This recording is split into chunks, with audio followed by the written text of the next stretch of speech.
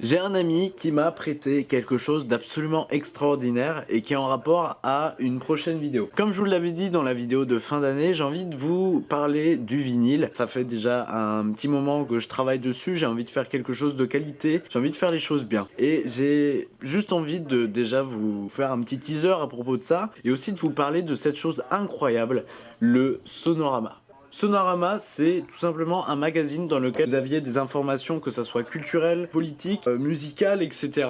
Et chose qui est vraiment très spécifique et qui est juste incroyable, c'est que ce magazine, comme vous pouvez le voir, il y a un trou. Ce trou n'est pas là pour rien. Ce magazine se lit comme un vinyle.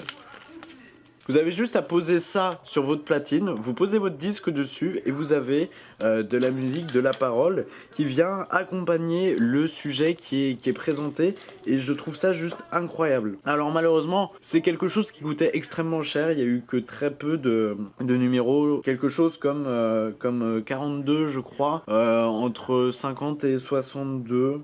Si je dis pas trop de conneries. Déjà quand on découvre le vinyle, on est comme un gosse de pouvoir trouver des vieilles choses comme ça. Rien que l'odeur, mais aussi de voir l'objet en question, qui est un très bel objet, qui a du vécu. C'est authentique et de se dire que de la musique sort de ça, quand on est habitué à avoir du numérique, c'est vraiment incroyable. Mais alors, quand la musique sort d'un bout de plastique qui était dans un journal vendu 5 francs nouveaux à l'époque, c'est juste incroyable.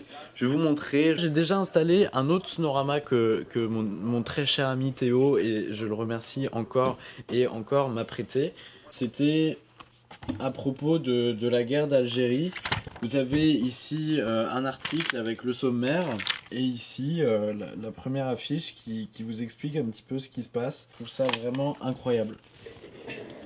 Tout ça pour vous montrer à quel point le vinyle à une époque a été super important.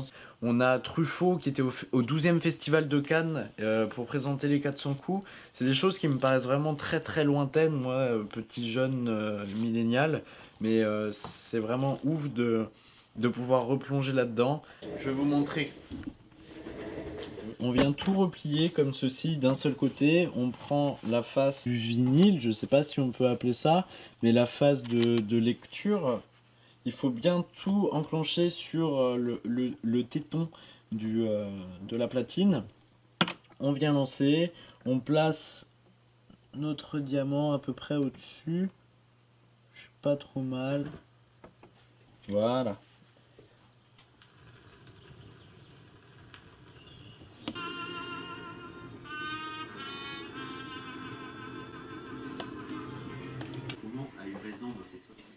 Voilà, petit aparté sur cette chaîne qui est rendue possible grâce à Théo, qui est un amour et qui est un rappeur que j'aime beaucoup.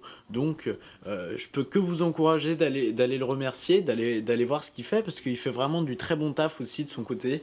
Et puis on se retrouvera bientôt pour pouvoir parler de vinyle dans un projet qui sera beaucoup plus gros, beaucoup plus conséquent. Voilà, c'était Théo, ciao.